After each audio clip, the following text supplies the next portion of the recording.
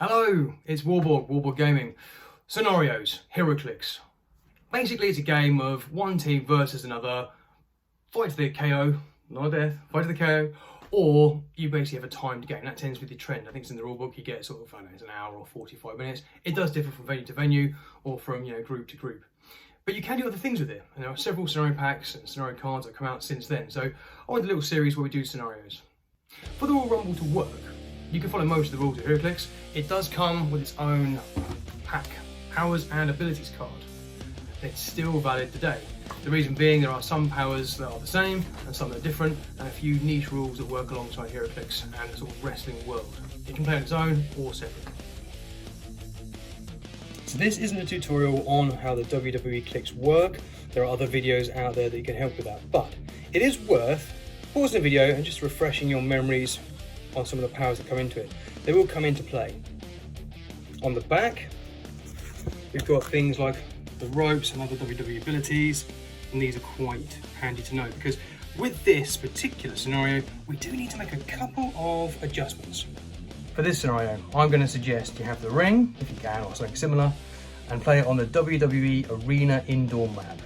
It's quite good because it fits it nicely. Most of the action is going to take place in the ring itself, and then the entrance pathway, as you get with the wrestlers, is on the far side there. There's only one start point. It's quite a good scenario for more than one player. It's not really competitive, it is fun, or you can play it, solo. It's quite good for that too. The scenario is going to work in the same way as a Heroclix game, where you're going to take an action, put a token on, take an action, put a token on, and rest. And you rinse and repeat like that.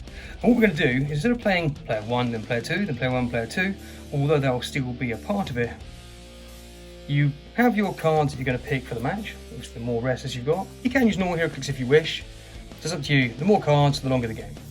What you're going to do is, wrestler number 1 is going to come out, and they're going to walk up to the ring. End of round. Give them token. Wrestler 2 is going to come out. Again, blind picking the cards, so that's a surprise to who comes in. Each one walks up the pathway until they get into the ring, and gameplay commences. What we're going to have, eventually, is our cards laid out in the order that our wrestlers came in. And what you do is you play the first one, the second one, the third one, the fourth one. And you keep playing that, so even if there's just one player or several, each wrestler takes it in turns. So perhaps player 1 is on John Cena for the first round, but depending on how many cards you've got and where it lies, maybe player 2 would have the next guy on John Cena, and that would sequentially follow through like that. At the end of each round is when you get a new wrestler comes in. So that's the last action of the round, where you'll see at the far end, the latest wrestler to walk in and up to the ring. There's no objects to consider with it being a scenario, but most of the Heroclix rules will take place anyway. So first pick, I'm going to go Undertaker. Movement of 8, with sidestep for 2. 1, 2 for the sidestep. He's going to come right up to the ring. We'll give that man a token, and that gets him started. Alright, I would say let him have another go just so he gets into the ring, that's absolutely fine. Or we could free sidestep into it, wherever you want him to. End of the first round, we're going to second round in, we're going to bring in another player. Let's go with The Rock. So in he comes. Let's try and get these in sequence. So he's got an 8. And up he comes. Again, new round, we'll give him a token. So on this round, positioning is going to be quite key later on in the game and throughout the game. We're going to use the Undertaker's sidestep, we can move him up 2. He's still in the ropes. Now position might be key in a Royal Rumble game. Perhaps we're going to move him maybe closer to the middle. And the reason for that is the only way to go out in this Royal Rumble scenario is over the ropes. And that is via rolling doubles. So you've got to roll 2 5s, 2 4s, etc. Like you would normally to get the knockback. So that's why going on the ropes is going to help you with some of the powers, including bounce, etc., and using ropes, but there's a risk and reward there attached to it. There are no KOs in this. You can add your KO click, you get back on the last click. There are no pins, so you can't be pinned on the blue clicks after sort of finishes and that sort of thing. So we're looking to get over the top ropes. So I'm going to clear the Undertaker. The Rock's going to come in. So 1, 2, 3, 4. He actually could charge the Undertaker right now.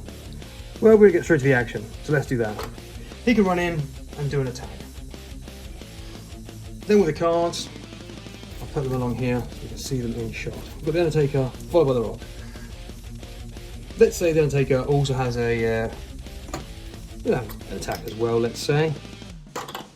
So give him a token there. Perhaps there were no doubles, perhaps there were no damages to apply.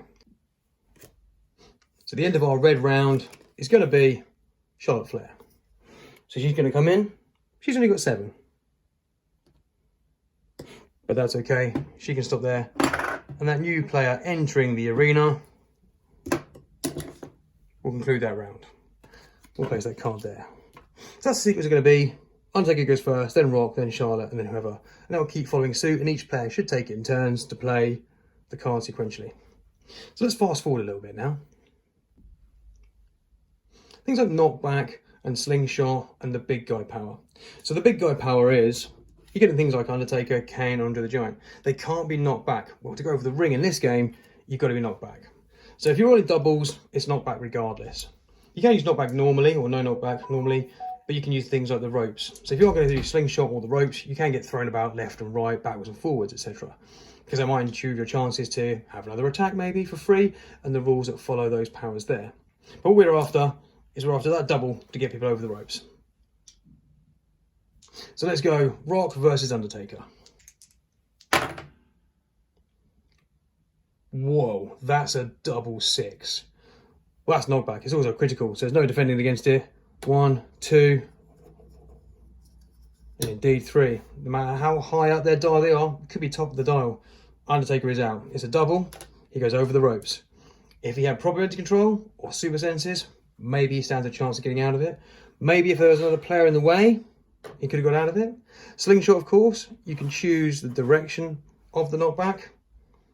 But if you're using slingshot, he could bounce off the ropes, but that wouldn't be on a double. So when that player or when that wrestler is chucked over the top rope, remove the card from the sequence, and that piece will walk off and stand in the crowd.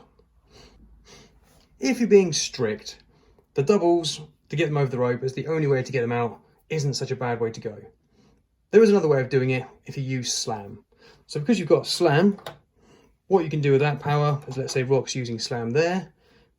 When you get a successful hit, you can place that person that got hit in an adjacent square. So adjacent will be out. They can basically get gorilla slammed or press slammed out of the ring. It's up to you. I'll leave that one optional for you. So let's do a little recap. Choose the amount of wrestlers you're going to use for the game. When you bring them out one by one, round by round, you put the cards down and play them sequentially. So you have one that will take an action, another will take an action, and then the next player will come out and walk down the entrance to it. It's pretty rare you'd have 2 players outside the ring, but again, just follow it in sequence. So how do you get them out of the ring? There's no KOs, there's no pins. So if they go to their KO click through submission hold or any other means, you turn them back up to the last KO click. They might be on that for quite some time, because what we're waiting for is their doubles. So the doubles could be double 2 if it's high enough, double 3, and so on. And obviously a double 6 is a critical, and a double 1 is still a critical miss. So the doubles are the only way, or one of 2 ways to get them out of the ring. Things like slingshot for the knockback, you can do knockback to them because it wasn't a double. All they're going to do is bounce off the ropes in the direction they're choosing as per the power. Things like big guy, you don't get knocked back. If it's doubles, they would get knocked back, it's going out of the ring. If it's knocked back for things like slingshot, again, you can stick to the rules on that one. So again, just a couple of little or small tweaks just to make sure the Royal Rumble scenario works. And you basically play till the last piece, or the last 2 pieces are out, and then you play to the end and see who that might be left as the winner. The only way to get them out of the ring, and this one's optional, is the move slam. I think it's quite handy because some characters, obviously the damages differ, but it's quite a nice way to think about where you're placing those characters before and after. Yeah! That was the Royal Rumble scenario for Heroclix. A different way of playing Heroclix. Let me know in the comments how you get on. Play test it through. Let me know what you think. Is there anything that we would do differently? Anything you found that perhaps unbalances it? Or anything that we didn't cover off? Any questions, obviously? Please do ask. Always open to that. Enjoy it. Keep on glixing, and see you next time.